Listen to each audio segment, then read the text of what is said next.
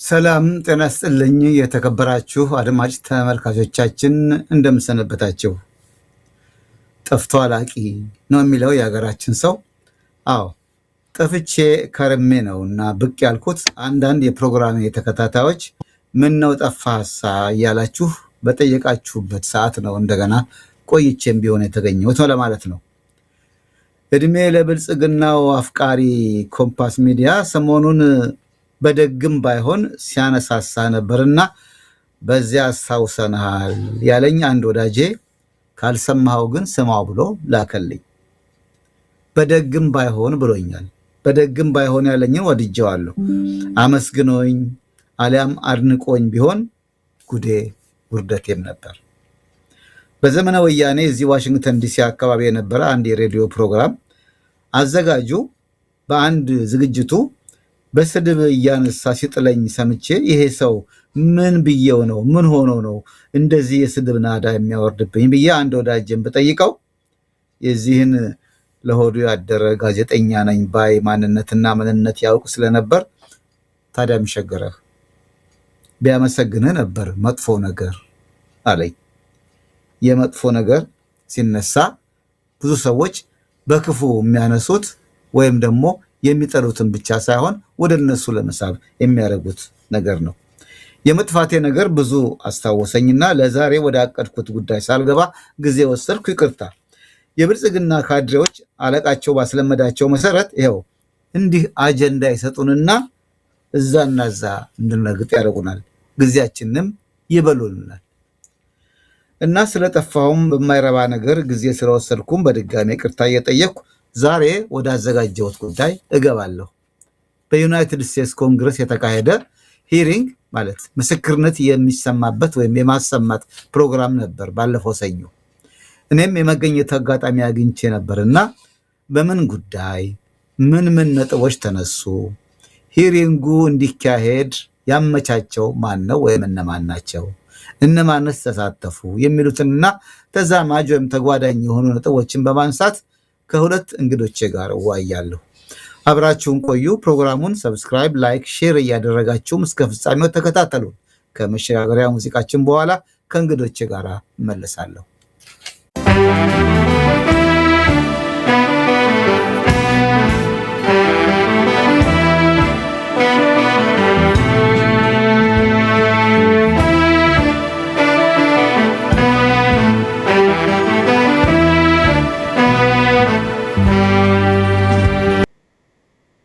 የሰኞ ዕለቱን ሂሪንግ ወይም የኮንግረስ ውስጥ የተካሄደውን የምስክርነት ቃል በተመለከተ እዚህ አብራችሁኝ ባላችሁት አድማጭ ተመልካቾች ስም እንግዶቼን አመሰግናለሁ። ያዘጋጀው ኤፓክ በምህፃረ ቃሉ ነው። ዝርዝሩ የአሜሪካ ኢትዮጵያውያን የሕዝብ ጉዳዮች ኮሚቴ ነው የሚባለው። ኤፓክ በምህፃረ ቃል ተጽፎ እንደገና በዝርዝር ሲነገር ማለት ነው። እንግዶቼ አቶ መስፍን ተገኑ የኤፓክ ወይም ደግሞ የዚህ ኮሚቴ ሊቀመንበር፣ እንዲሁም ወይዘሮ ሊሊ ምናልባት ፕሮዲሰራችን እናንተ ምስል ቢያሳየሉኝ ደስ ይለኛል ሳስተዋወቃቸው። እሺ፣ አቶ መስፍን ተገኑ ሊቀመንበሩ ናቸው። እንዲሁም ደግሞ ወይዘሮ ሊሊ ታዬ አባልና በወጣቶች ጉዳይ ላይ የሚሰሩ ናቸው። ምናልባት ሊሊ በቀደም በኮንግረሱ ያሰማሽን የሃይማኖትን ጉዳይ በተመለከተ በሃይማኖት ዙሪያ የሚደርሰውን ጭፍጨፋና ግድያ ነበር። በዚህ የምስክርነት ቃል መጀመሪያ ላይ ሊቀ ጳጳሱ ብፁዕ አቡነ ሉቃስ ተገኝተው ነበርና ምስክርም ለመሆን እንዲሁም ደግሞ ጸሎት ለማድረግ ተገኝተው ነበርና በእሳቸው ጸሎት ወደ ውይይቱ እንሄዳለን።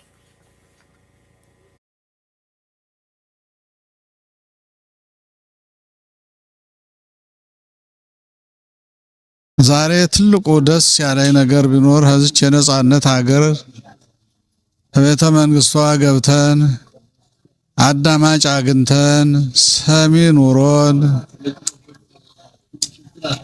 በጸጥታ ስላዳመጡን እጅግ ደስ ብሎኛል። ምክንያቱም እልቂቱንም መከራውንም ስደቱንም ከኛ በላይ ይረዱታል፣ ያውቁታል። ነገር ግን ግልጽ ሆኖ በዚህ መልክ ደግሞ በኦፊስ ደረጃ ፊት ለፊት ቀርበን መነጋገራችን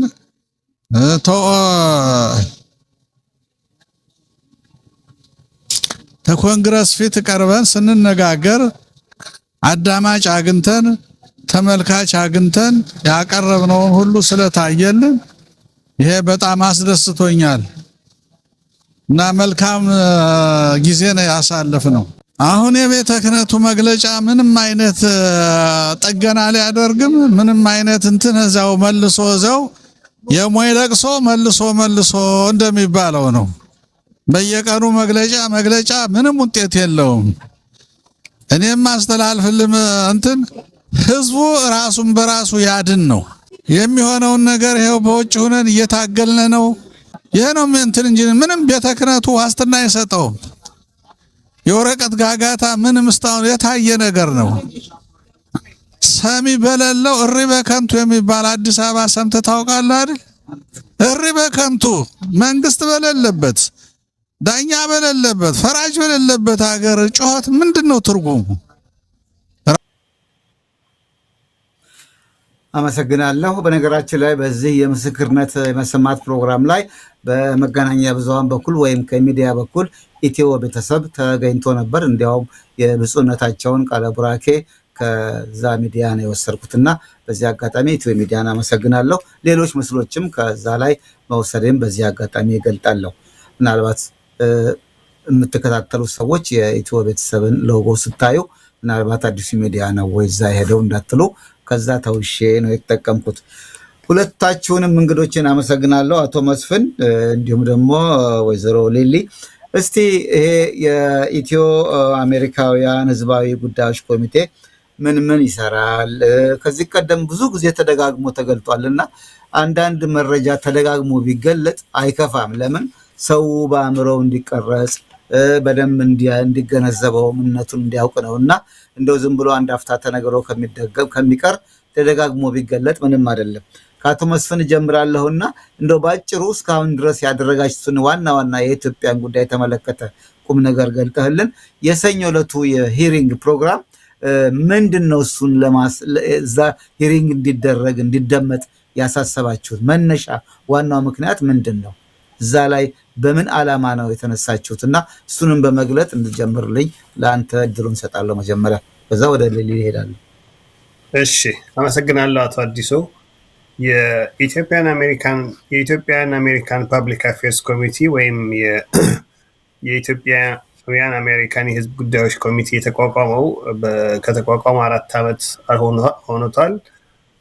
እንግዲህ ሲቋቋም ዓላማው የነበረው በኢትዮጵያና አሜሪካን መካከል ያለውን ግንኙነት ከማጠናከር አንጻር እና የኢትዮጵያን ፍላጎት በአሜሪካን መንግስት አካባቢ ሊሟላ የሚችልበትን ሁኔታ ማለትም ፕሮቴክቲንግ ኢትዮጵያን ኢንትረስት ነው የሚሉት። የኢትዮጵያን ፍላጎት ወይም ኢንትረስት በአሜሪካን መንግስት አካባቢ ማስፈጸም የሚቻልባቸው ነገሮች እነዚህም ዲያስፖራው ባለው አቅምና መስራት በሚችለው ካፓሲቲ ይህንን ማድረግ እንዲያስችል ሆኖ የተደራጀ ኦርጋናይዜሽን ነው። ከአጀማመሩ እንግዲህ ስራውን የሚሰራው በፖለቲካል አክሽን ኮሚቴ ነው እና አንደኛ የኮንግሬሽናል ተመራጭና ተመራጮችን በማስመረጥና ኖሚኔት በማድረግ ድጋፍ በመስጠት የኢትዮጵያን አጀንዳ ሊያራምዱ ይችላሉ የሚባሉትን ሰዎች በመደገፍ ማስመረጥ አንደኛው ስራው ነው። ሌላው ስራው ደግሞ 2 ኢትዮጵያውያን የሆነ ለዚህ ስራ ለኢትዮጵያን አሜሪካንስ ለኮንግሬሽናል ሲት የሚወዳደሩ ካሉ ወይም በሀገር አቀፍ ደረጃ ወይንም ደግሞ በክፍለ ሀገር ደረጃ በስቴት ደረጃ የሚወዳደሩ ካሉ እነሱን መደገፍ እና እነሱ ለምርጫ ቀርበው እንዲያሸንፉ ማድረግ ሲሆን አንዱ እሱ ነው። ሁለተኛው ዓላማው ደግሞ በኢትዮጵያውያን እና ኢትዮጵያውያን አሜሪካኖችን በህዝብ በዲፕሎማሲ መንገድ የኢትዮጵያን ድምጽ ማሰማት የሚችሉበትን አጋጣሚ መፍጠር ነው እና ይሄውም አጋጣሚ ለምሳሌ እንግዲህ የአሜሪካን የመንግስት አወቃቀሩ በሶስት ቦታ ነው የሚከፈለው። የኤግዚኪቲቭ የሚሉት አለ፣ የሚያስተዳድረው አስተዳዳሪዎቹ፣ ህግ የሚያወጡት አሉ፣ ኮንግረስ እና የኮንግሬሽናል ኦፊሶቹ ነው እንግዲህ ሴኔቱና ሀውሱ። ከዛ ደግሞ ጁዲሻሪ ተብሎ የሚጠራው ህግ የሚያስፈጽመው ቡድን አለ።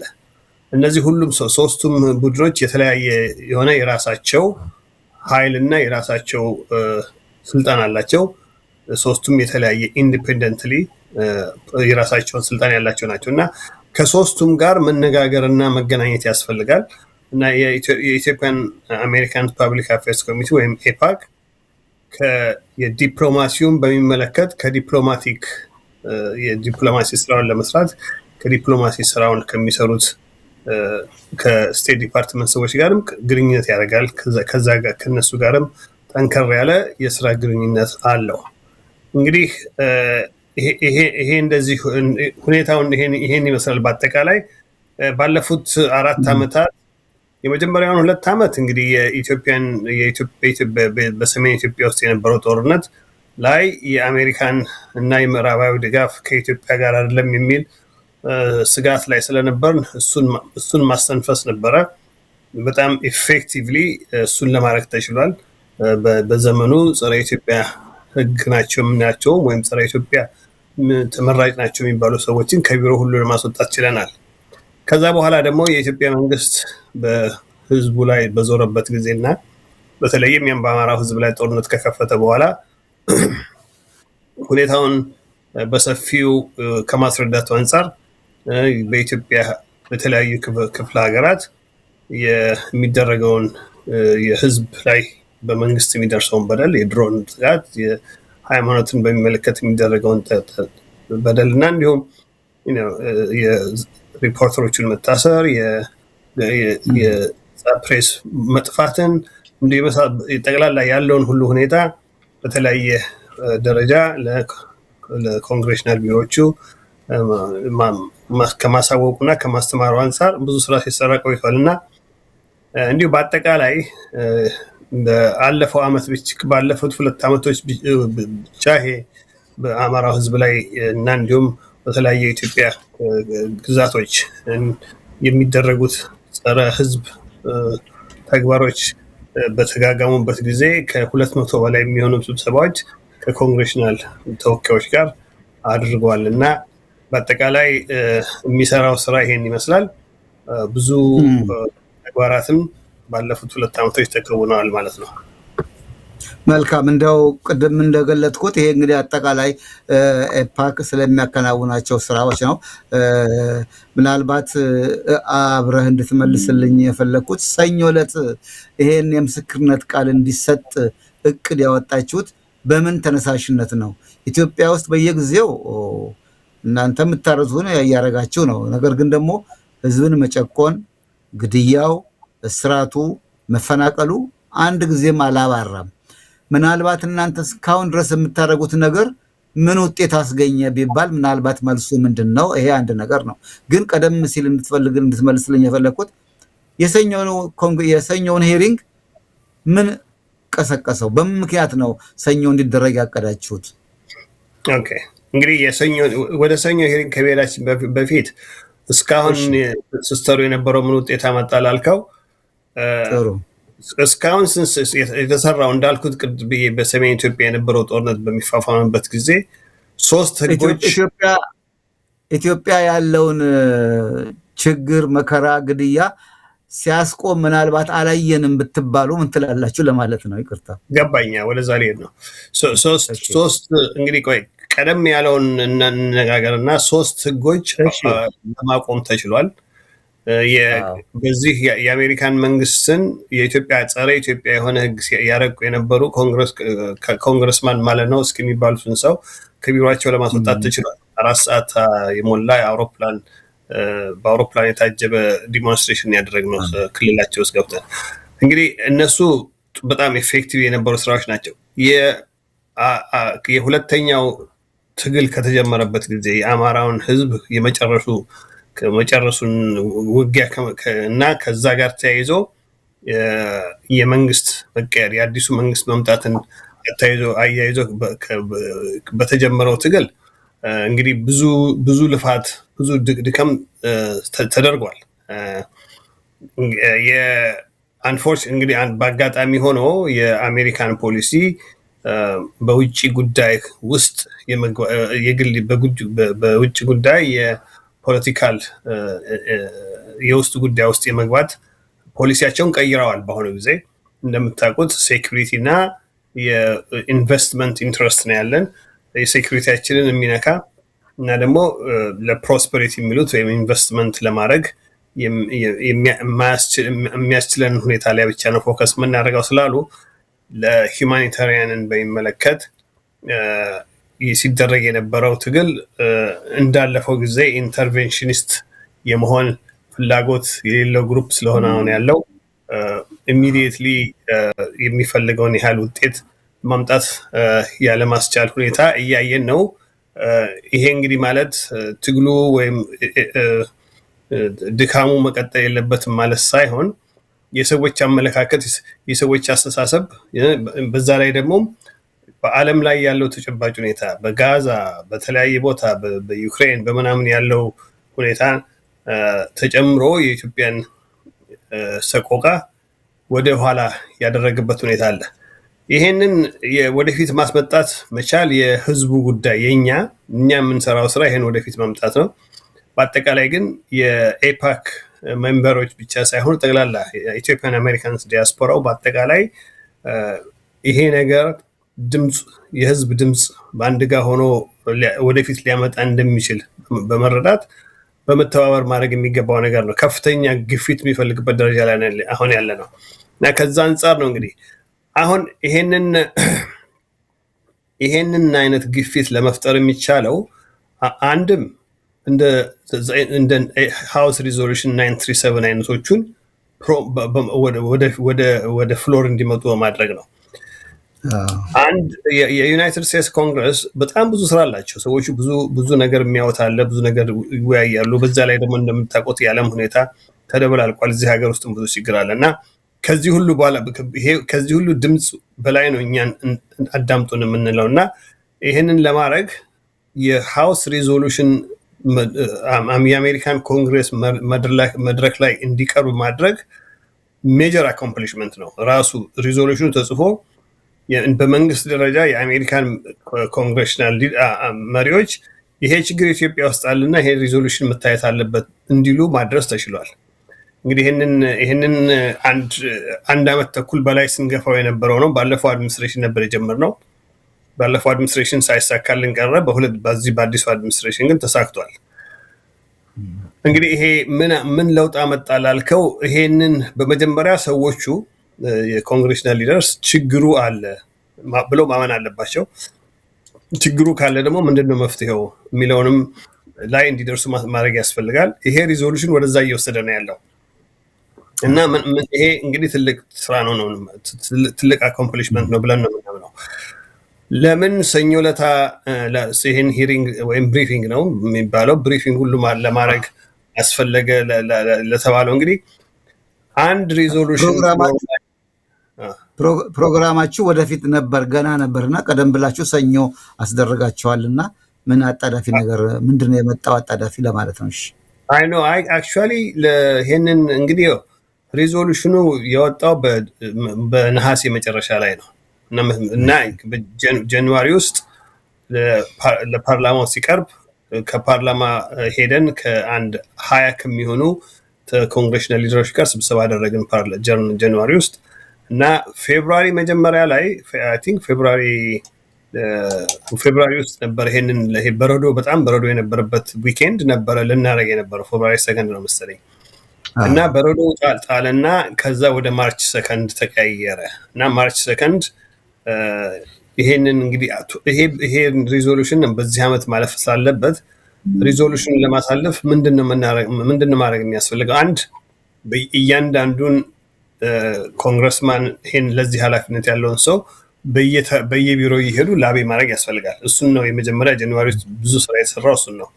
ሁለት ቀጥሎ ደግሞ እንደዚህ ሰብስቦ 30-40 የሚሆኑትን የኮንግሬሽናል ኦፊስ ስታፈርስ እነሱ ናቸው ይሄን ሪዞሉሽን ላይ ስራ የሚሰሩት። እነሱን ሰብስቦ ስለ ሁኔታው ማስረዳት ያስፈልጋል። ይሄ ሁኔታ እንደዚህ ነውና እንዲገባቸውና እነሱ የሪዞሉሽኑን ድጋፍ ላይ ስራ እንዲሰሩ ማድረግ ያስፈልጋል። ሶስተኛ ደግሞ እያንዳንዱ የህዝቡ ተመራጩን እና ተወካዩን እያነጋገረ ሪዞሉሽን እንዲደግፍ ማድረግ የሚቻልበትን ሁኔታ መፍጠር ያስፈልጋል። እንደዚህ በመተባበር ዲሞክራቲክ ፕሮሰስ ነው። እንደዚህ በመተባበር ነው ነገሩ የሚሰራው እና በማርች 2 ያስተላለፍ ነው እንግዲህ ይህንን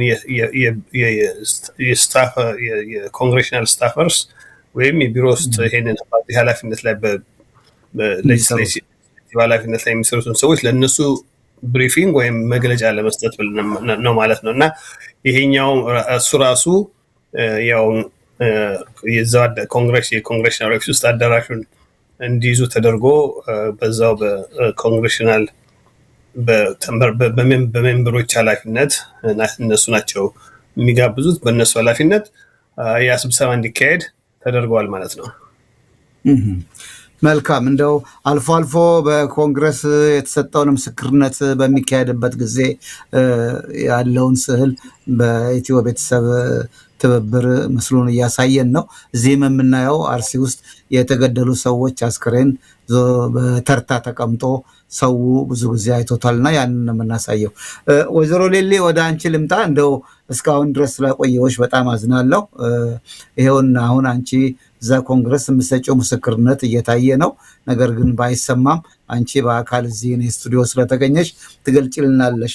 ቀደም ሲል ለአቶ መስፍን ያቀረብኩት ጥያቄ አለ። አጠቃላይ ስለ ኤፓክ እስካሁን ስለተከናወነው ነገር፣ አሁን የሰኞ ዕለቱ ሂሪንግ አስፈላጊነቱ ምን ነበር የሚለውን እንደው እዛ ላይ የምትይው ካለ በተለይ አንቺ በተናገርሽበት ርዕስ ላይ በዛ ላይ ጥያቄ አለኝ። እስቲ ምን ትያለሽ ስለቀደሙት ጥያቄዎች? አዎ ቅድም መስፍን ላይ ያለው መጀመሪያ አመሰግናለሁ ለዚህ ኦፖርቹኒቲ። መስፍን ያለው ላይ ለመጨመር ይሄኛው አንድ መሳሪያ ነው። ኮንግረስ ጋር ሄዶ ብዙ ናይጄሪያን አሜሪካኖች፣ ዩክሬኒያን አሜሪካኖች፣ ሁሉ ብዙ የተለያዩ የሀገር ሰዎች ሄደው ኮንግረስ አቤቱታ የሚያቀርቡበት መንገድ አንድ መሳሪያ ነው እና ኢትዮጵያኖች በቃ መጠቀም ያለብን አንደኛው ሜተድ ይሄ ነው ብለን ነው የምናስበው። አስፋራዝ ኤፓክ የዛን ቀን የተሰበሰቡት ቅድም መስፍን እንዳለው ወደ 40 የሚሆኑ ሬፕሬዘንታቲቮች ናቸው። ሪፐብሊካንም ዴሞክራቶችም ነበሩ። አንደኛው ሰኞ ዕለት ልብ አላልኩም መሰለኝ አላውቅም። እሺ 40 ይሆናሉ። እሺ ወደ 30-40 ቢት እንደዛ ነበሩ። ሪከርዳቸው አለን። እና ምንድነው ጎሉ? አንደኛ ለማስረዳት በእኔ በኩል ያደረኩት አንደኛ ኢትዮጵያ ኦርቶዶክስ ቤተክርስቲያን ያላትን ቫልዩ ለኢትዮጵያውያን ብቻ ሳይሆን ለዓለም በአጠቃላይ እንደ ትልቅ ክርስቲያን ኔሽን ምን እንደሆነች መጀመሪያ ማስረዳት፣ ከዛ ደግሞ በተለያዩ ሬጂሞች ከደርግ ጀምሮ ወያኔ፣ ከዛ ደግሞ አሁን አብይ ያለንበት ደረጃ የተለያዩ አታኮች ሃንድል ብታረግም በአሁኑ ያለው ደግሞ በአብይ ፕሮስፐሪቲ ፓርቲ በጣም ትልቅ እንደሆነና በጣም ትልቅ ስትራቴጂ ተይዞ በተለያየ ቦታ ኢትዮጵያ ውስጥ አታክ እንዳለ ለማሳየት ነው ትልቅ የጣርኩበት መንገድ። እና ምንድነው እንዲገነዘቡ የፈለግኩት አንድ ሪጅን አንዳንድ ኦርቶዶክስ የአማራ ብቻ ነው የሚል አይነት አስተሳሰብ አለ፣ ሚስኮንሰፕሽን አለ። ይሄ ግን ልክ አይደለም የሚለውንና በሶማሊያ፣ በኦሮሚያ፣ በአማራ በተለያዩ ቦታዎች ይሄ the last few years has been happening በጣም ብዙ ተደጋግሞ ሀፕን እያደረገ እንደሆነ፣ ሌላው ደግሞ ምን ኢምፓክት እንዳለው ለአሜሪካኖች ለምንድን ነው why do they care? አንደኛ ኢትዮጵያ ስትራቴጂክሊ ምንድነው ኢስት አፍሪካው ያለው ስትራቴጂክ ሎኬሽን ነው፣ ለአሜሪካን ብዙ ቤኔፊት ያለው ሎኬሽን ነው እና የኢትዮጵያን ኦርቶዶክስ አታክ ማድረግ የአገሩን ዩኒቲ ኢምፓክት እንደሚያደርግና አገሩን ዲስቴብላይዝ እንደሚያደርግ ለአሜሪካኖችም ትልቅ ስጋት እንደሚያመጣ እሱን ለማስረዳትም ሞክሬያለሁ። እና ግዴታ አሜሪካን ሌሎችም ዓለም አቀፍ ያሉ አገሮች ይሄንን በደንብ እንዲያስቡበትና አክሽን እንዲወስዱ ነው የጣርነው በዚህ ሚቲንግ ላይ እና ዋናው ይሄ ቅድም እንዳልኩት ሰኞ አንድ ስቴፕ ነው። መጀመሪያ ማስተዋወቅ ነው። ሁሉም የተለያዩ ኮንግረስ በየስቴቱ ያሉ ናቸው። ሁለተኛው ስቴፕ ኢትዮጵያኖች ይሄንን ኦፖርቹኒቲ ባንንቀውና ብንጠቀምበት በጣም ኢምፖርታንት ነው ብዬ አስባለሁ። ምክንያቱም እንዳልኩት ቅድም ሌሎች ሀገሮች ይጠቀሙበታል፣ እኛ ላይ ነው ትንሽ ድክመት ያለው እና ሁሉም ኢትዮጵያዊ ባለበት ስቴት ኮንግረስ ሬፕሬዘንታቲቫቸውን እየደወሉ እዚህ የሚደረገውን እንዲያውቁ፣ ኦርቶዶክስ ላይ የሚደረገውን ጥቃት ቅድም መንሽን አድርገው ነበረ። ይሄ አንዴ የተደረገ ብቻ አይደለም።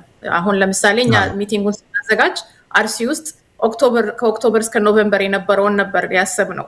ግን ልክ ከሰኞ በፊት 2 days ago ሌላ ትልቅ አታክ ነበረ እና አርሲ ውስጥ ያደረገ በጣም የሚያሳዝን ሌላ ክስተት ነበረ እና ምንም መንግስት ምንም ይሄ አካውንታቢሊቲ የለም፣ የማቆምም ሀሳብም የላቸውም። ስትራቴጂክ የሆነ ለማዳከም የኢትዮጵያ ኦርቶዶክስን ለማዳከም የተደረገ እንደሆነ እንዲያውቁትና አንድ ነገር እንዲያደርጉ ነው ዋናው እና በዛ መሰረት ነው ይህንን ያዘጋጀ ነው ለማለት ነው። አመሰግናለሁ። እሺ፣ ባለፈው ሰኞ አንቺ በሰጠሽው ምስክርነት በአብዛኛው አንቺ የተሰጠሽ ርዕስ በሃይማኖት ዘርፍ የሚደርሰውን ጭቆና፣ ግድያ ለመዘርዘር ነበር። በበቂ ሁኔታ ዘርዝረሻዋል። ግን አንድ ጥያቄ ልጠይቅሽ፣ እንደው አቶ መስፍኑ ሊመልሰው ይችላል በኋላ። የኢትዮጵያ ኦርቶዶክስ ቤተክርስቲያን በተለይ አሁን ባለፈው ሳምንት በፊትም ደግሞ ለሞቱት ክርስቲያኖች ኦርቶዶክስ ክርስቲያኖች የቅርብ ተጠሪ የሚያገባው ተቋም ነው ቤተክርስቲያኑ ወይም ደግሞ ቅዱስ ሲኖዶሱ።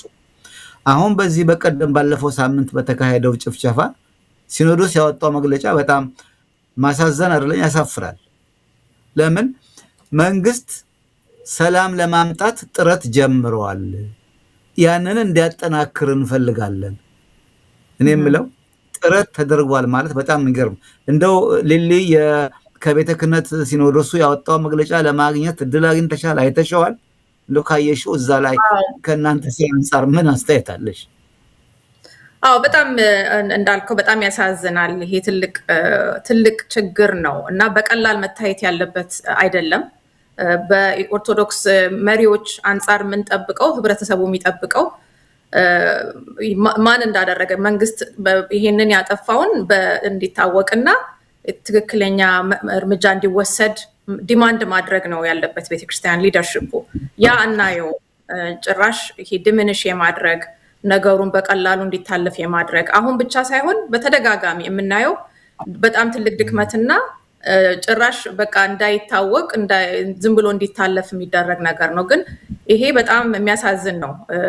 የቤተክርስቲያን መሪዎች ብቻ ሳይሆኑ በፒክቸር ላይ እንዲያውም በዚህ ሰኞ ዕለት ያሳየ ነው ህጻናቶች ይሞታሉ፣ አዛውንቶች ይሞታሉ፣ ብዙ ናቸው እና ይሄ እናቶች፣ ሴቶች በጣም ትልቅ የሚያሳዝን እና ቤተክርስቲያን በትልቅ ሜጀር ወስዶ ይሄ ነገር ማቆም እንዳለበት እና መንግስት በትክክለኛ መንገድ ይሄንን ነገር ማስቆም መቻል እንዳለበት ማሳየት ያለባቸው ጊዜ ነው። ያ ግን ሀፕን እያደረገ አይደለም እና የኛ ሪስፖንሲቢሊቲ ይመስለኛል እዚህ ያለነውም ኦርቶዶክስ ማነው መመናን ኢትዮጵያም ያለውም ይሄንን ማሰማት፣ መጮህ፣ ዓለም እንዲያዩ ማድረግ የኛ ሪስፖንሲቢሊቲ ነው ብዬ አስባለሁ።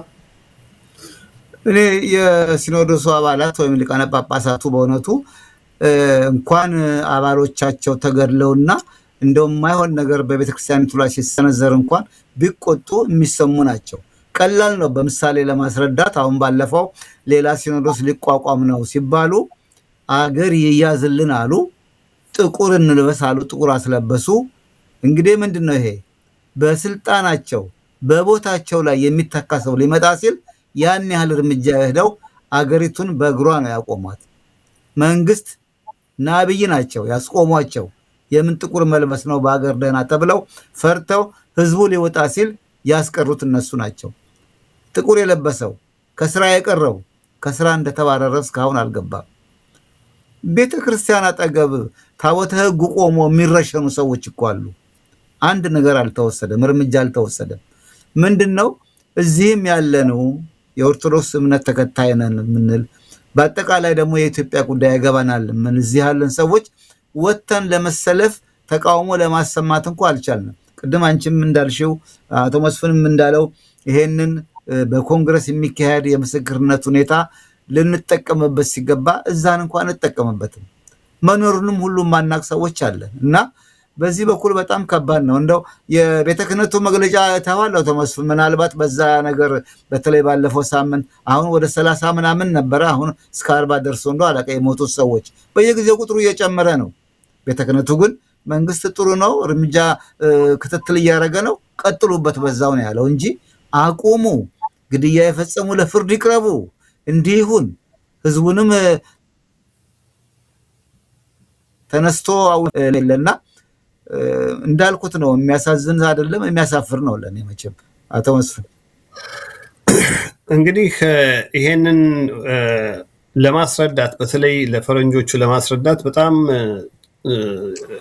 ትንሽ ትሪኪ ነበረ። አንደኛ የኢትዮጵያ ቤተክርስቲያኑን ለምንድን ነው እንደ ጠላት የታየው የሚለውን ነገር እንዲገባቸው ለማድረግ ትንሽ አስቸጋሪ ብዙ ስራ የሚያስፈልግ ሆኖ ነው ያገኘነው እና ግን በአጠቃላይ ክርስቲያኖች ተገደሉ እና ይሄም አላግባብ ተገደሉ የሚለው ነገር አሁን ሴኔተር ኮንግረስማን በሪ ካርተርም በጣም ስሜታቸውን የነካውና እንደዚህ አሁን እንደዛ አንዳንድ መረጃዎችን ሲያዩ ይሄን ሌጂስሌሽን ስፖንሰር ለማድረግ ለመወሰን የገፋፋቸው አንዱ ዋናው የክርስቲያኖች መገደል ነው። የኢትዮጵያን ኦርቶዶክስ ቸርች ሲኖድ ሁላችሁም እንደምታውቁት በአሁኑ ጊዜ አንደኛ ከህጉም ከቤተክርስቲያኑ ለ2000 ዓመት ተዳደረበት ከነበረው መመሪያም ውጪ የመዋቀር ሁኔታ እንዳለበት አይተናል። የካድሬ እና የኳሊፊኬሽን ሳይሆን የካድሬ ስራ የሚሰራበት ሃይማኖት ወደ ካድሬ ስራነት እየተቀየረ ያለበት ሁኔታን እየተፈጠረ እንደሆነና በኢትዮጵያ ውስጥ በጣም በዘር የተዋቀረም ሲኖዶስ ነው። እንደዚህ በትክክለኛ ጥሩ መነኩሴዎች መንፈሳዊነት ያላቸው መነኩሴዎች ተመርጠው ሳይሆን ከዚህ ዘር ኮታ እየተባለ የተሰባሰቡ ናቸው። እነዚህ ሁላቸውም ደግሞ ከኋላ ችግር አለባቸው። አንድ ነገር ብንናገር ያን ጉዴን ያወጡብኛል የሚሉ ናቸው የተሰባሰቡትና በጣም አሳፋሪ ነው በእውነቱ። አንድ ሰው ስለ አባቶች የሚናገረው ወዶ አይደለም። ምናልባት አንዳንድ የኔ ቢጤ የዋሆች አባቶችም ዝለፍ ነው መድፈር ነው እንደዚህ መናገር ሽቅ መናገር ይላሉ። ምን እንሆን እንዳንሞት ተከላከሉልን ማለት መጥፎ ወይም ድፍረት አይመስለኝም። ይቅርታ ስላቋረጥኩ አቶ መስፍን። አይ ትክክል ነው። ምንም ያው ለሌላ የነበርኩት ነው ያልከውና በአጠቃላይ የቤተክርስቲያኑ ስትራክቸር ራሱ አንድነቱንና ኢንቴግሪቲውን እንዳይጠብቅ እንዲሆን ተደርጓል። እንዳልከው ያለ ሙያቸው ያለ ኳሊፊኬሽናቸው የተሾሙ ሰዎች ያለ ብቃት እዛ ጋር ኃላፊነት ላይ እንዲቀመጡ ሰዎች ያሉበት ስርዓት እንዲፈጠር ተደርጓል። ይሄ እንግዲህ የእሱ ውጤት ነው። ይሄንን መቀየር ይቻላል? ያው ለምን ይቻላል? በደንብ 2000 ዓመት የቆየ ቤተክርስቲያን፣ 2000 ዓመት የቆየ ባህል፣ 2000 ዓመት የቆየ ካልቸር ያለው ነው የኢትዮጵያ ሕዝብ።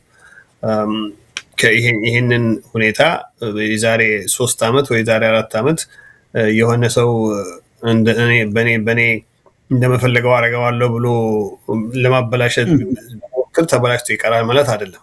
ግን እንደገና አሁንም ዞሮ ያለው በኃላፊነት የኔ ነው የሚለው ሃይማኖተኛው ሰው ዝም ብሎ ማየት የለበትም።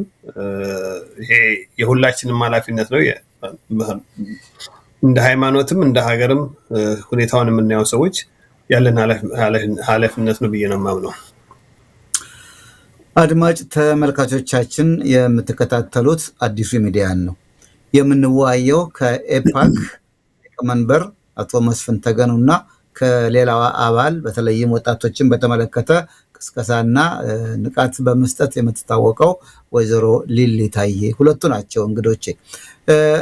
ወይዘሮ ሊሊ እንደው በተለይ በቤተክርስቲያን በኩል የሚደርሰው ጭፍጨፋ፣ ግድያ ጄኖሳይድ ነው መቼም ይሄ በዘርና በእምነት ተለይቶ የሚደረግ እርግጥ ጄኖሳይድ የሚለውን የሚፈሩ ደግሞ አንዳንድ የቤተክርስቲያን ሰዎች አሉ።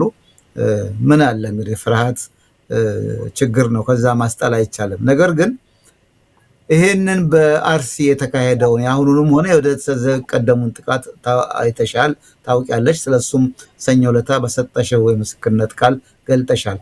እንደው የተጠቁትን ሰዎች ምናልባት ሁለታችሁም የምትመልሱት ይሆናል፣ በኋላ አቶ መስፍን ያክልበታል። የተጠቁትን አካባቢዎች ለማየት ወይም ሰው እንዲያይ ለማድረግ ሰለባዎቹን ለማግኘት የተበደሉትን ሰዎች ቤተሰብ ለማየትና ለማግኘት ኤፓክ ጥረት ያደርጋል። ታደርጋለች ነው ከስራችሁ ውጪ ይሆናል ይሄ ነገር?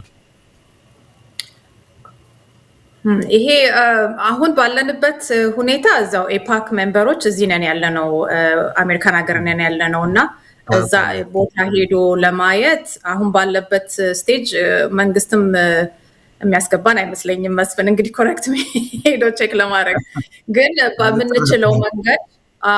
በምንችለው መንገድ ትክክለኛ ኢንፎርሜሽን ጋዘር ለማድረግ ዌብሳይታችን ላይ ለምሳሌ እነዚህ ተደጋጋሚ ጥቃቶች በኦርቶዶክስ ላይ የሚደረጉትን ትራክ ለማድረግ እየሞከርን ነው እና እንደዛ በዛ መሰረት ትራክ እያደረግን ለሰዎች ማሳወቅ አሁን እንዳደረግነው ሰኞ ዕለት ለአሜሪካ መንግስት ማሳወቅ እሱ የኛ ኃላፊነት ነው። ግን መሬት ላይ ሆኖ ነገሮችን ለመከታተል አንድ ደግሞ ሌላ በደንብ ያስረዳ ነው የሚመስለኝ ሰኞ ዕለት ኒውስ ጆርናሊስቶች እንኳን ይታሰራሉ። መንግስትን የሚቃወሙ ሰዎች ወዲያው ይታሰራሉ።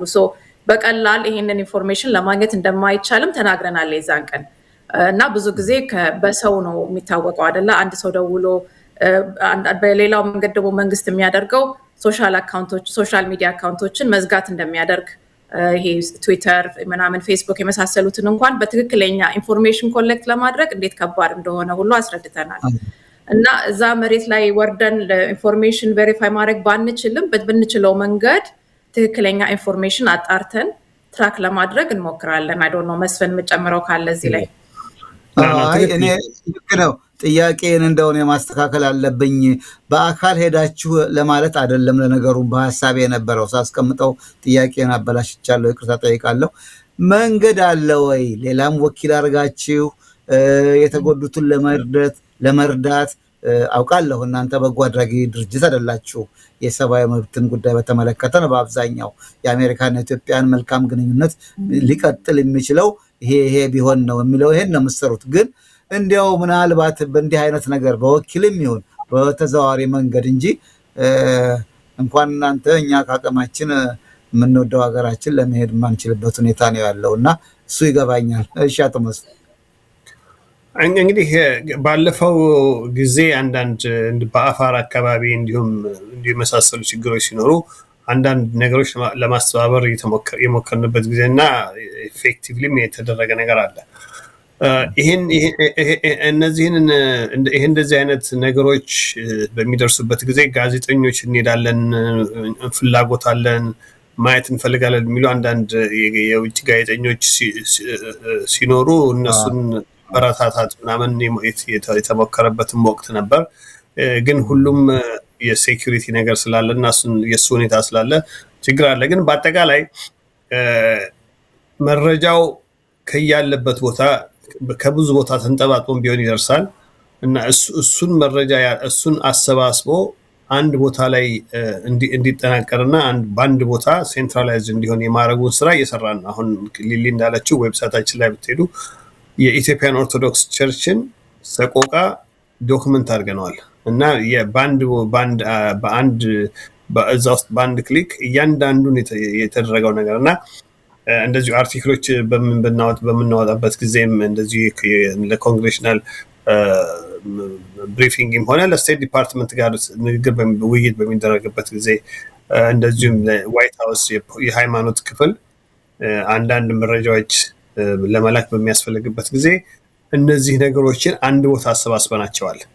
ያንን በመጠቀም በዚህ በኩል ያለውን ሁኔታ ለማድረግ ጥረት እየደረገ ነው። ግን እንዳልከው የእርዳታውን በሚመለከት እንግዲህ የተለያዩ ኢንተርናሽናል ኦርጋናይዜሽኖች አሉ። የሬድ ክሮስም አለ። ከዛም ደግሞ የሃይማኖት የወርልድ ክርስቲያን WCC የዓለም አቀፍ ክርስቲያን ቸርች ከነሱ ጋርም ግንኙነት በማድረግ አንዳንድ እርዳታዎች የሚደርስበት ሁኔታ የሚደረግበትን ሙከራ ተደርጎ ነበር። ግን ዞሮ እርዳታ ከኢትዮጵያን ኦርቶዶክስ ቸርች ጋር ነው እነዚህ የቸርች ኦርጋናይዜሽኖች መስራት የሚችሉት። ከነሱ ጋር መስራት ጀምረው ግን መስራት ስለማይችሉ የሚያቆሙበት ሁኔታ አለ እና የኢትዮጵያ ውስጥ ያለው ሁኔታ አሁን በጣም አስቸጋሪ ነው። እውነቱን ለመናገር ሁሉም ሰው የሚያውቀው ነው። ግን ይሄ ማለት ኤፈርት አይደረግም ወይም መደረግ የለበትም ወይም ጊቭ አፕ እናደርጋለን ማለት አይደለም። በየአቅጣጫው በየሁኔታው ነገሮች በሚፈቅዱበት መንገድ ሁሉ ህዝቡ ጋር ለመድረስና ለመርዳት የሚቻለው ነገር ሁሉ ሙከራው ይቀጥላል። ሌሊ ቀደም ሲል ስትገልጭልን እንጠቀምበት ይሄንን ኢትዮጵያኖች በእውነቱ በጣም በንቃት ሊሳተፉ ይገባል ያልሽው እንጠቀምበት ይሄንን በኮንግረስ አካባቢ ያለውን ቅስቀሳ በማዳበር ረገድ ነው እና ምናልባት አንድ ሪዞሉሽን ማለፍ ያለበት ደግሞ አለ። ኢትዮጵያኖች በዛ ላይ ሊተባበሩ በየሴኔተሮቻቸው ኮንግረስሜኖቻቸው እየደወሉ እንዲያሳስቡ ምንድነው ያ ነገር? ስለሱ ትንሽ ንገሪኝ። አዎ እንግዲህ ሃውስ ሬዞሉሽን 937 ይባላል። አሁን ብዙ ድጋፍ ያስፈልገዋል። ቅድም እንዳልኩት አንደኛው ስቴፕ እኛ መጀመሪያ ለዛ ኮንግረስ ሄደን ማስተዋወቁ ላይ ነው። ሌላው እያንዳንዱ ኢትዮጵያዊ በተለያየ ስቴት ያለው አበሻ ይህንን ኦፖርቹኒቲ ተጠቅሞ ዌብሳይታችን ላይ AEPAC.org ላይ ሴክሽን አለ። ስለ ሃውስ ሬዞሉሽን ማንበብ ይቻላል። እዛ ውስጥ ደግሞ እያንዳንዱ ሰው ዚፕ ኮዱን አስገብቶ ማን እንደሆነ ሬፕሬዘንታቲቫቸው እና እንዴት ኮንታክት ማድረግ እንደሚችሉ ይናገራል። እዛ ላይ በስልክም ይቻላል፣ በኢሜይልም ይቻላል፣ በተለያየ መንገድ። ይሄ ባይፓርቲዘን ነው። ቅድም እንዳልኩት ሁለቱም ሪፐብሊካንም ዴሞክራት ያስፈልጉናል ባይፓርቲዘን ለማድረግ። ሜቢ መስፍን ትንሽ ኤክስፕሌን ያደርጋል ለምን ዋይ ኢዝ ኢት ኢምፖርታንት ቱ ሜክ ኢት ባይፓርቲዘን። በአንድ ሪፐብሊካኖች ብቻ ከአፕሩቭ ካደረጉት ኢት ዶዝንት ሃቭ ዘ ሴም ቫልዩ እና በሁለቱም ሳይድ እንዲሆን በየተለያዩ ስቴቶች ያሉት አበሾች ይህንን ኦፖርቹኒቲ ተጠቅመው ኮንታክት አድርገው፣ በጣም ቀላል ነው። ሳምፕል ኢሜይልም ማዘጋጀት እንችላለን ከፈለጉ። ግን ያንን ኮንግረስማን ነው ሬፕሬዘንታቲቫቸውን ኮንታክት አድርገው በስልክ ከሆነ በስልክ ወይንም በኢሜይል እባካችሁ ይሄንን እንዲያልፍ አድርጉ፣ ይሄንን ሰፖርት አድርጉ፣ ይሄን ሬዞሉሽን ብለው እንትን እንዲያደርጉ ነው የምንፈልገው እና እንደዛ ከተደረገ ይሄ ሬዞሉሽን የማለፍ ቻንሱ በጣም ሀይ ነው ለማለት ነው። ጥሩ ነው። አቶ መስፍን አክልበት። ምንድነው ጥቅሙ? ይሄ ሬዞሉሽን ምን ይዘዋል? እሱ ቢጸድቅና ቢያልፍ ምን ትርፍ ያስገኛል የሚለውን አብረህ። እንግዲህ ይሄ ሬዞሉሽን ምንድነው የሚያደርገው?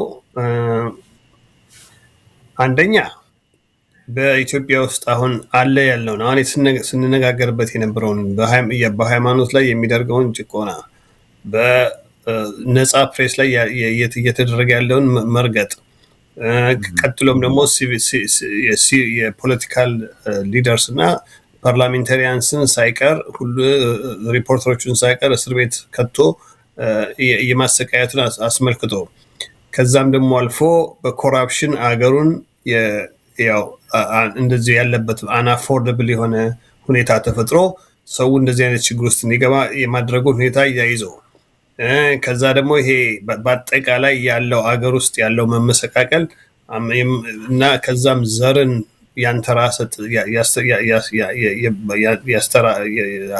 ጋር የተያያዘ ጥቃት በማድረስ ሰው ላይ መዓት የማውረድን ያትታል። ከዛም አልፎ ደግሞ በአማራ በተለይም በአማራ አካባቢ እየደረሰ ያለውን የድሮን ጥቃት፣ የጀንደር የጾታ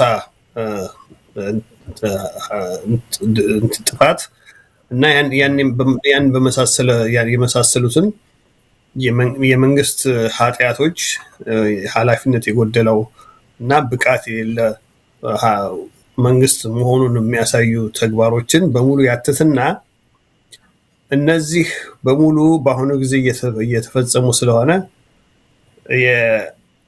ለነዚህ ኃላፊነት መውሰድ ያስፈልጋል ይላል እና ለዚህ ኃላፊነት መውሰድ ያለበት ይሄንን የፈጸመው ወይም ይሄን እንዲፈጸም ያስደረገው ክፍል ነው ይልና ከዛ አንደኛ ይሄንን ጥፋት በኃላፊነት እንዲፈጸም ወይም ሲፈጸም ያዩ ሰዎች ተጠያቂ መሆን እንዳለባቸው። ሁለተኛ ይሄን ተጠያቂነት ሲል ደግሞ በግለሰብ ደረጃ እከሌ ተብሎ የግሎባል ማግነስቲ አክት የሚባለው በሚያዘው መሰረት ያለ ህግ ነው። ያ ህግ ስራ ላይ እንዲውል ብቻ ነው የሚጠይቀው ሪዞሉሽኑ። ስማቸው ተዘርዝሮ እከሌ ተብለው በዚህ ህግ መሰረት አስፈላጊው እርምጃ ተወስዶባቸው ሳንክሽን እንዲደረጉ ነው። እና እነዚህ ሰዎች ለምሳሌ ዋሲ ያሳየችው ለጥፋት የተፈጠሩ ሰዎች ነበሩ እዛ ኮንግሬሽናል ብሬክ። እንደነዚህ አይነት ሰዎችን ከኢትዮጵያ ወጥተው ኢትዮጵያ እንግዲህ እንዳያችሁት ባለፈውም ጊዜ 27 ዓመት ኢትዮጵያን ካሰቃዩ በኋላ $10 ቢሊዮን ሰርቀው ወጥተው ዓለም ላይ ሀብታም ሆኖ ነው የሚባሉት እንግዲህ ስልጣን ላይ የነበሩ ሰዎች። አሁንም የምናየው ተመሳሳይ ሁኔታ ነው እና እያንዳንዱ ሰው በኃላፊነት ተጠይቆ ሳንክሽን ተደርጎ እንደዚህ አይነት ተግባር ለማካሄድ ሲሞክር ያ ተግባር ባለው በዌስት በምዕራባውያን ባንኮች በኩል ያለ የሚንቀሳቀሱ ማናቸውም ነገሮች ፍሪዝ እንደሚሆንበት መንገድ፣ በግለሰብ ደረጃ ሰዎች ተጠያቂ የሚሆንበት መንገድ፣ ባጭሩ ትላንትም ዛሬም ወደፊትም የኢትዮጵያን ሕዝብ አቢዩዝ አድርገው የኢትዮጵያን ሕዝብ አስርበው ከኢትዮጵያ ሕዝብ ዘርፎ ሰውን አደይቶ ቨርጂኒያ ወይም ዊስኮንሲን መጥቼ ወይም ቶሮንቶ ሄጄ የ2 ሚሊዮን ብር ቤት ገዝቼ እኖራለሁ የሚል ማንኛውም ካድሬ ይሄ ኦፖርቹኒቲ የሌለ መሆኑን እንዲገባው ነው የሚያደርገው። መንገዱ ይዘጋል እና ይሄን ሌጅስሌሽንስ ይሄ ቢል ሲያልፍ ቀጥታ ይሄ ነው ተግባራዊ ነው የሚሆነው እና ከዛ በኋላ ኮንግረሱ ምንድነው የሚያደርገው? የተቀናጀ ነው ከፋይናንስ እና ከሀገር ውስጥ እና እንዲሁም ከውጭ ጉዳይ ሚኒስትር ሰዎች ጋር ከስቴት ዲፓርትመንት ጋር ሆነው ነው ይህንን ውሳኔ ስራ ላይ የሚያውሉት እና ሪዞሉሽኑ ይሄ ሁኔታ የተፈጠረበት ሀገር ኢትዮጵያ ውስጥ ያለፈበት ሀገር የተወሰነው ወይም የተደረገውን አክሽን ለኮንግሬሱ በተወሰነ ቀን በ90 ቀን በ180 ቀን ውስጥ ማቅረብ ያስፈልጋል እና ይሄ በደንብ አጣድፎ ሰዎቹን ኢትዮጵያ ውስጥ ያለውን ጥፋት መንጥሮ እንዲያይ የሚያስችል ኮሚቴ እንዲቋቋም ያደርጋል። ያ ኮሚቴ ጥናት እንዲያጠና ያደርጋል። ይሄን ስራ ይሄን ጥፋት የሚያጠፉ ሰዎች በደንብ ሬከርድድ በሆነ መንገድ እንዲመዘገቡ ያደርጋል። ከዛ በኋላ እንግዲህ የሚያስፈልገው ውሳኔ እንደ አስፈላጊነቱ ይወሰናል ማለት ነው እና ለኢትዮጵያ ውስጥ ጥፋት እየጠፋ ነው። አገሪቱ ጠፋች። ሰው መኖር አልቻለም። 2-3 ሰው ታሰረ። ከህግ ውጭ የሰው ንብረት ይዘረፋል፣ የሰው ንብረት ይፈርሳል። ይሄ በሙሉ የኢትዮጵያ ታሪክ እየጠፋ ነው እያለ የሚቆጭ ሰው በሙሉ ማድረግ የሚችለው ነገር አለ ነው ይሄ መልእክታችን። እዚህ ይህንን ጥፋት የሚያጠፉ ሰዎች ዞሮ የትም አይደለም የሚሄዱት። የሚቆይ ሰው ዘላለም የሚኖር ሰው የለም። እንደምታውቁት ወይ ሰርቀው እዚህ ናቸው ወይም ሰርቀው ኬንያ እና ናይሮቢ ናቸው። እዛም ይሄ ሌጅስሌሽን ይሄ በዚህ ህግ መሰረት አይደንቲፋይ ተደርገው ለቅጣት ወይም ለዚህ እርምጃ የሚወሰድባቸው ሰዎች የትኛውም ቦታ ላይ መደበቅ አይችሉም። የትኛውም ቦታ ላይ እና በየትኛውም ቦታ ላይ አሳደው ያለውን ሁኔታ ከምዕራባውያን ባንክ ጋር የተገናኘ እስከሆነ ድረስ ሁሉ መደበቂያው በጣም ይጠባል ማለት ነው እና አንድ የሆነ ፕራክቲካል የሆነ አክሽን ነው ለማለት ነው እና ይሄ አለ። ሌላ ደግሞ አስፈላጊ ያልሆኑ የሰፖርተርስ ለህዝብ ከሚጠቅም ሰውን ህዝብን ከሂማኒታሪያን ሰፖርት ከመስጠት ውጭ ያሉ ነገሮች ላይ ሞኒተር እንዲደረግ ያዛል እና እንደዚህ አይነት ነገሮች ነው አጥብቆ የሚያየው እና ምንም አይነት ምክንያት የለውም። የኢትዮጵያን አሜሪካንስ ዲያስፖራው እንደዚህ አይነት ሌጅስሌሽን ይሄንን ሌጅስሌሽን ራሱን ፍሎሩ ላይ እንዲወጣ ማድረግ 9 ሃውስ ሪዞሉሽን 937 ፍሎር ላይ እንዲወጣ ማድረግ ራሱ ብዙ ልፋት ነው የለፋ ነው እና ከዛ በኋላ ይሄንን ደግፎ ገፋፍቶ እንዲያልፍ ማድረግ ይቻላል እና ቅድም ሊሊ እንዳለችው እንግዲህ የህዝቡ ኃላፊነት የሚሆነው ኢትዮጵያን አሜሪካንስ ያላችሁበት ይሄን ፕሮግራም ሰሙ apac.org ላይ ነው ያለው እዛ ላይ ሄዳችሁ 937 ነው ምን ዝም ብሎ እዛ ሌጅስሌሽኑ ማለ ከዛ እንደዚሁም ዚፕ ኮዳቸውን ስታገቡ ኮንግሬስማናችሁ ማን እንደሆነ ይነግራችኋል ከዛ ላይ አንድ መስመር ኢሜል ነው በቃ ይሄንን ሰፖርት አደርጋለሁ ብሎም ኢሜል ማድረግ ነው ግን ከሁሉ በላይ ግን ስልክ አንስቶ መደወል እዛው ላይ ስልክ ቁጥርም አለ ስልክ አንስቶ የደወልኩት ሃውስ ሪዞሉሽን 937ን ደግፋለሁኝ እና እንድትደግፍ እፈልጋለሁ ማዘዝ እኮ ነው እነዚህ ተመራጮች ለህዝቡ ታዛዦች ናቸው ይሄን እንድትደግፍ እፈልጋለሁ ለፈረንጆቹ ወይም ይሄን ለሪፕሬዘንታቲቮቹ ይሄኛው መመሪያ ትምህርት ነው የሚሆናቸው እንጂ እነሱ የሚጎዳቸው የሚጠቅማቸው ነገር የለም ለምንድን ነው ይሄን ነገር ነው ሰዎች እንዲህ ሁሉ ሰው የሚደውልን ብለው ሲያስቡ ህገ መንግስቱን ረቂቁን ያወጣል ረቂቁ የኢትዮጵያ ላይ ጉዳት ከማምጣቱን ባሻገር በቀጥታ የአሜሪካንን ኢንትረስት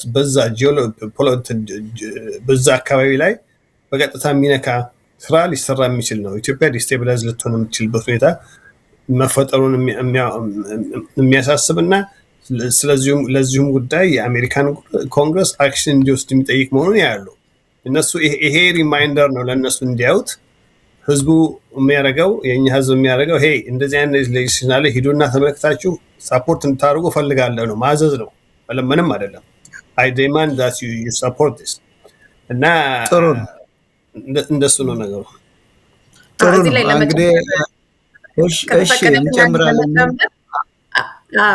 አቦድ እንትን ነው አይ ቲንክ አበሶ ዩኤስ ውስጥ ያለ ነው ኢትዮጵያኖች በጣም ትልቅ ኦፖርቹኒቲ አለን ምክንያቱም ወደንም ጠላንም ዩኤስ በጣም ብዙ ኢንፍሉዌንስ አላት አሁን በመናየው ፖለቲካሊ የተለያዩ ሀገር ኢራንም ሆነ ቬኔዙዌላ ያላቸውን ፓወር ምንዘነጋው አይደለም እና ኢትዮጵያ ውስጥም ለብዙ ኢትዮጵያኖች አንደርስቲሜት እናደርገዋለን ያለንን ፓወር እና ደግሞ ኮንግረስ ውስጥ ያሉት የኛ ሪፕሬዘንታቲቮች ናቸው እኛ እዚህ ሀገር ነዋሪ እስከሆንን ድረስ ዲማንድ የማድረግ መብት አለን እና ይሄንን ኦፖርቹኒቲ መጠቀም አለብን ለማለት ነው ቅድም መስፍን ደግሞ ሲገልጽ የሃውስ ሬዞሉሽኑ አንደኛው ፖይንት የኦርቶዶክስን ጉዳትን ይጠቅሳልና እሱንም ለመጨመር ነው ቴንክ ዩ ጥሩ ነው አይ እንደው ቬኔዙዌላ ብትኝ ቬኔዙዌላውን መሪ ጆሮውን ይዘው ሲያመጡት ብዙዎቻችን በቅናት ሞተናል እንደው መቼ ነው ደግሞ የኛ ተራ በእውነቱ ልክ ነው ይሄ የአሜሪካ መንግስት ከፍተኛ ስልጣን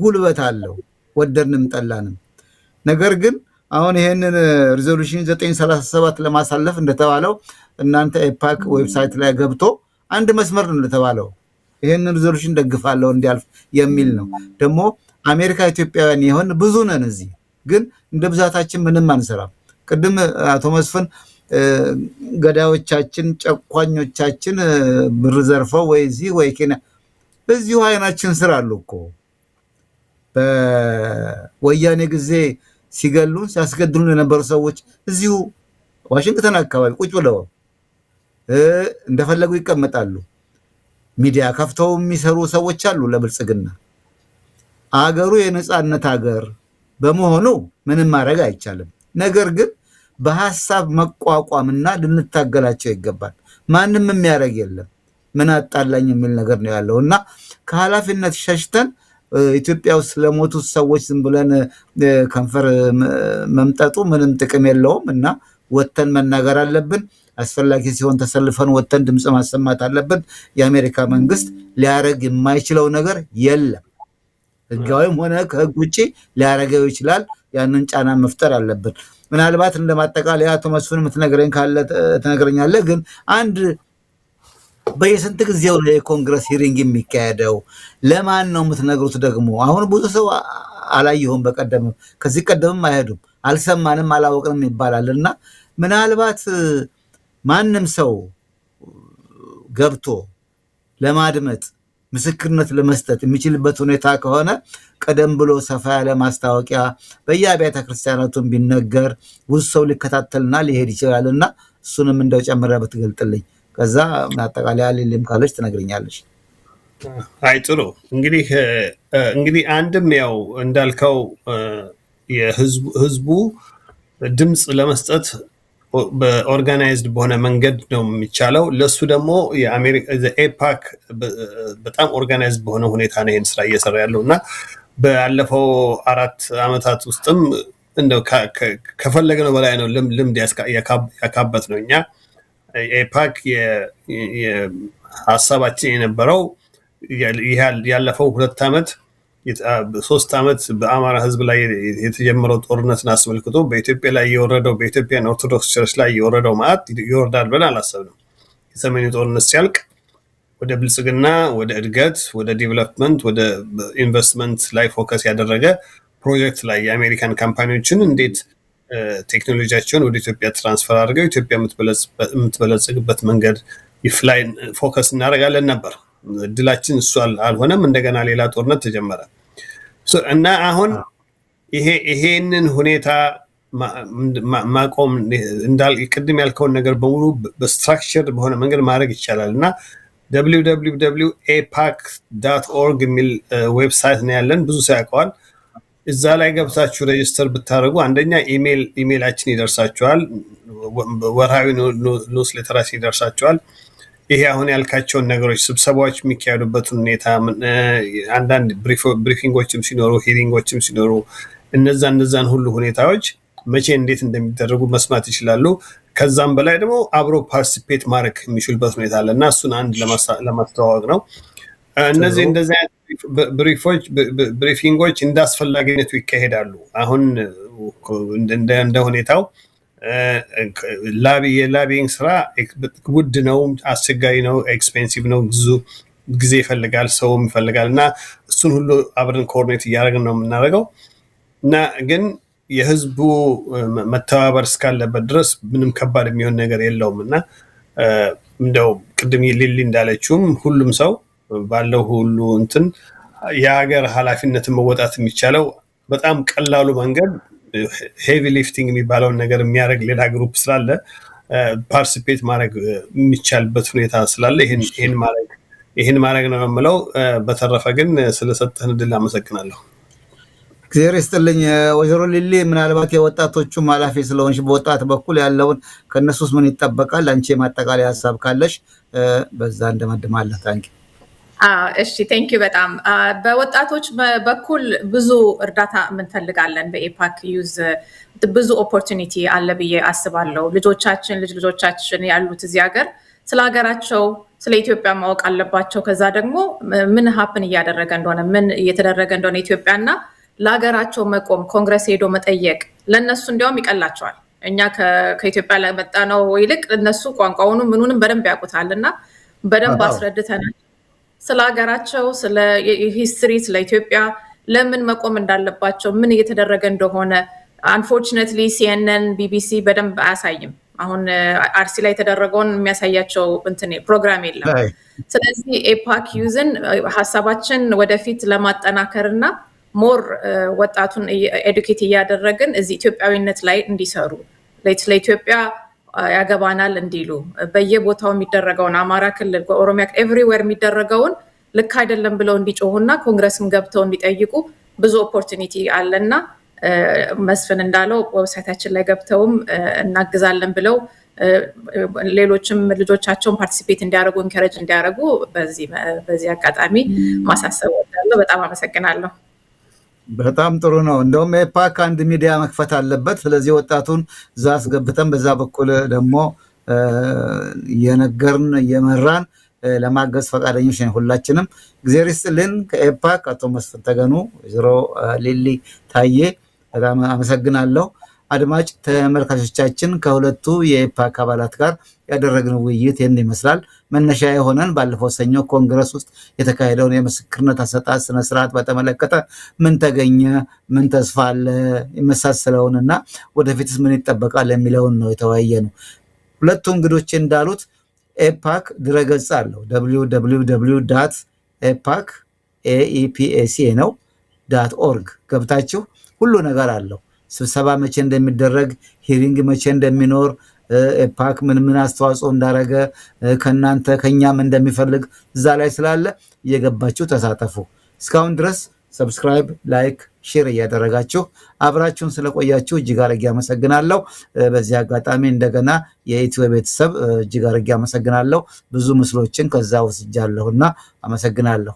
መልካም። በሌላ ጊዜ ከሌሎች እንግዶች ጋር በሌላ ጉዳይ እንገናኛለን። እስከዛው ድረስ ጤና ይስጥልኝ።